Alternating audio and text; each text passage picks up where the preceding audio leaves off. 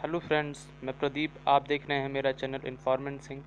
आज मैं एक स्पीच दिखाने जा रहा हूं योगी आदित्यनाथ की आपको, और उससे आपको पता चल जाएगा कि योगी आदित्यनाथ को सीएम के कैंडिडेट के तौर पे क्यों लिया गया, उन्होंने क्या काम कराए थे गोरखपुर में ऐसे। और साथ ही साथ ये वीडियो काफ़ी मज़ेदार भी है, तो आप अपने फ्रेंड्स के साथ शेयर भी कर सकते हैं व्हाट्सएप, ट्विटर पे या कहीं भी जहाँ भी आप शेयर करना चाहें। उससे पहले इस तरह की वीडियोस पाने के लिए प्लीज़ मेरे चैनल को सब्सक्राइब करें, सब्सक्राइब के बटन पर क्लिक करके। चलिए शुरू करते हैं। और उत्तर प्रदेश के बारे में, आज उत्तर प्रदेश का दायित्व मेरी पार्टी ने मुझे सौंपा है और मैं उत्तर प्रदेश में सेवा के लिए अपनी सेवाएं वहां प्रदान करने के लिए जा रहा हूं। लेकिन मुझे बड़े दुख के साथ कहना पड़ता है कि 2.5 वर्ष में 2.5 लाख करोड़ रुपए केंद्र की मोदी सरकार ने उत्तर प्रदेश को दिए, लेकिन इस दौरान मात्र 78,000 करोड़ रुपए ही उत्तर प्रदेश के अंदर व्यय हो पाए हैं, क्योंकि उनका कोई विकास का ढांचा नहीं था।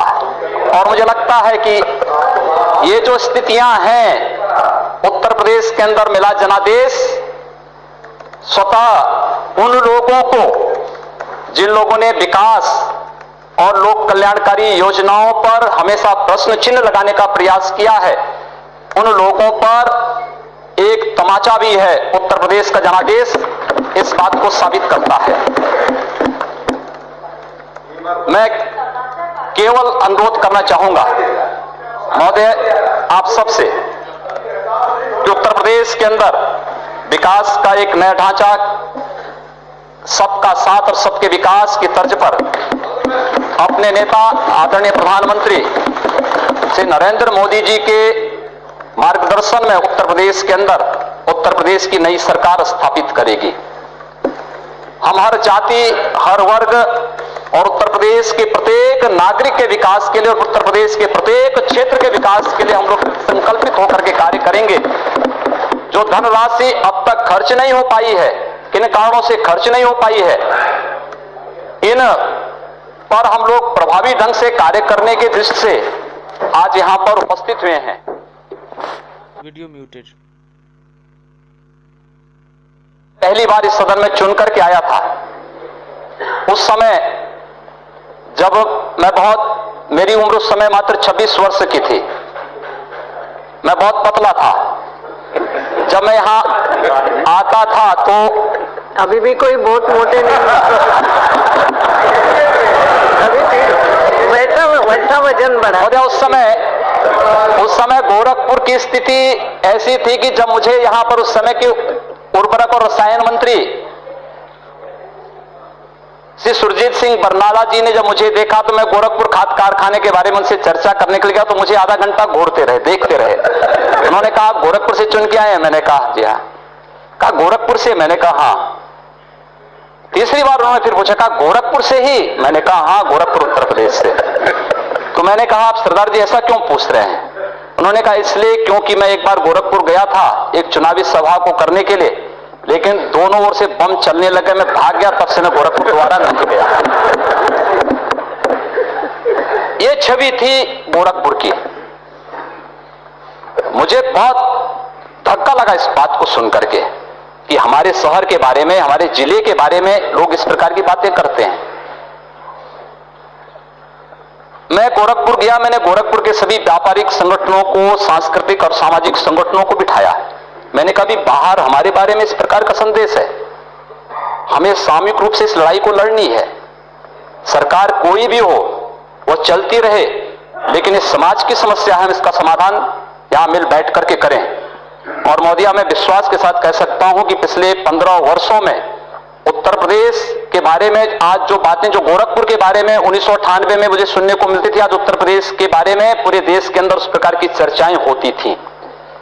लेकिन मैं कह सकता हूं कि इन 15 वर्षों में हम लोगों ने गोरखपुर में एक भी व्यापारी को गुंडा टैक्स नहीं देने दिया, एक भी व्यापारी का, किसी भी चिकित्सक का अपहरण नहीं करने दिया, कहीं हमने किसी को अराजकता नहीं फैलाने दी। 403 दंगे हुए, हमारे पूर्वी उत्तर प्रदेश में एक भी दंगा नहीं हुआ। है।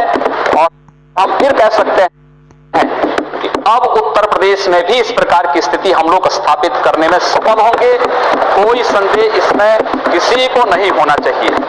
और मैं इस बात को और भी पुरजोर तरीके से इसलिए कहना चाहूंगा, लोग मेरी उम्र के बारे में कह सकते हैं, मैं आदरणीय राहुल जी से 1 वर्ष छोटा हूं। खड़गे जी, राहुल जी यहां पर सदन में नहीं है, मैं उनसे 1 वर्ष छोटा हूं उम्र में। और मुलायम सिंह जी की पार्टी के कोई यहां नहीं है, अखिलेश यादव से 1 वर्ष बड़ा हूं।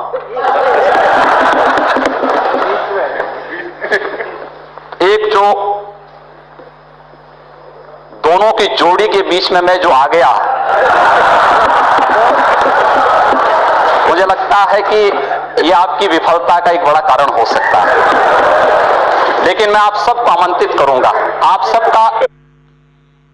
ये थे आदित्यनाथ, जो लास्ट में अपनी स्पीच के लास्ट में काफ़ी हास्यास्पद तरीके से अपनी उम्र और राहुल और अखिलेश की उम्र के बीच में कंपैरिजन किया और माहौल को हास्यास्पद बना दिया।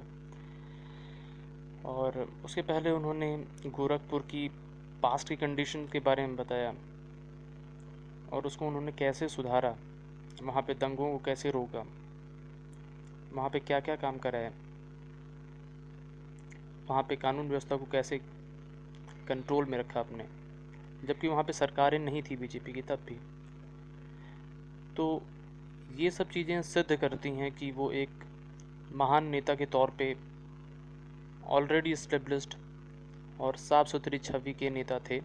साथ ही साथ भाजपा के जो हिंदुत्व का उनका मुद्दा है उसको भी प्रोजेक्ट करने में सक्षम व्यक्ति के तौर पर ये सामने आए। तो साफ छवि, उनके काम करने की इच्छा और उनकी मेहनत और उनकी जो डेवलपमेंट की जो छवि है, यही सब चीज़ें उनको सीएम बनाने के लिए कारगर साबित हुई। ठीक है फ्रेंड्स, आप नीचे कमेंट कर सकते हैं आपको कैसा लगा ये वीडियो देख करके, या आपका जो व्यू हो उनके सीएम बनने पे। साथ ही साथ आप मेरे चैनल को सब्सक्राइब कर सकते हैं अगर अभी तक नहीं किया है तो, और वीडियोस पाने के लिए लेफ़्ट साइड में बरतरफ लाइन का लोगो आएगा, उस पर क्लिक करके, और नीचे सब्सक्राइब के बटन के क्लिक करके भी कर सकते हैं आप। और अपने फ्रेंड्स, दोस्तों, फैमिली, किसी के साथ शेयर भी कर सकते हैं व्हाट्सएप और ट्विटर के साथ।